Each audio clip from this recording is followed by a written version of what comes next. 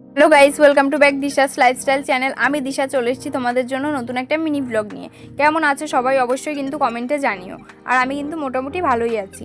দেখো, সকালে ঘুম থেকে ওঠার পরে গাছে দুটো ফুল ফুটেছিল, সেই ফুল দুটোই আমি তুলতে গিয়েছিলাম। আর এরপরে ছিল রোজকার মতো আমার খেজুর আর কিশমিশ ভেজানো জল, সেটাই খাচ্ছিলাম। আর আজকে বারান্দায় বসে খাচ্ছিলাম, কেননা সকালে ঘুম থেকে ওঠার পর থেকে না প্রচণ্ড গরম লাগছিল ঘরে, তার জন্য।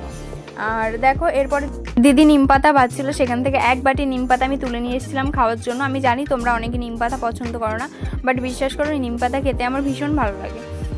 সকাল সকাল স্নান করে সকাল সকাল পুজো দিয়ে নিচ্ছিলাম। আর আমার না দুপুরে খাওয়া হয়নি, আমি পুজো দিয়ে একবারে ঘুমিয়ে পড়েছিলাম আর একবারে বিকালে উঠেছিলাম। আর দেখো, বিকালবেলা আমার একটা পার্সেল এসেছিলো, সেটাই আমি আনপ্যাক করছিলাম। দেখো, আমি স্ক্রিনে ফটো দিয়ে দিচ্ছি, সেম টু সেমই এসেছিলো। অর্ডারটা ছিল মিশো থেকে, শুধু আমার মনে হয়েছিল যে সাইজটা একটুখানি বড় এসছে হয়তো।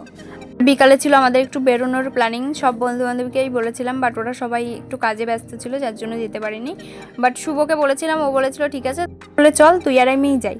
তো চলে গেলাম আমি আরও। আর দেখো, হাবড়া স্টেশনে একটা ষাঁড় ঘুরে বেড়াচ্ছিলো, আমি একটু সেটা ভিডিও করছিলাম। আর প্রচণ্ড ভিড় ছিল, কেন জানি না, আমি হাবড়া স্টেশনে যখনই আসি তখনই দেখি স্টেশনে এত ভিড়। যাই হোক, দেখো, এরপরে আমি শুভ হঠাৎ করে একটা সবেদার দোকান দেখতে পাই, আর অনেকদিন খাইনি, তো ইচ্ছা হলো নেওয়ার, তো নিয়ে নিয়েছিলাম 3টে সবেদা কাকিটার কাছ থেকে, এই যে।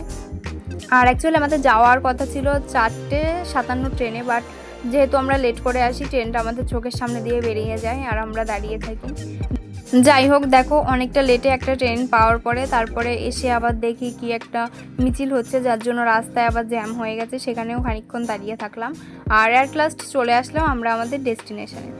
দেখো, এখানে অ্যাকচুয়ালি আমরা এত দেরি করে কোনো দিন আসিনি এখানে, যেহেতু অন্ধকার হয়ে গিয়েছিল।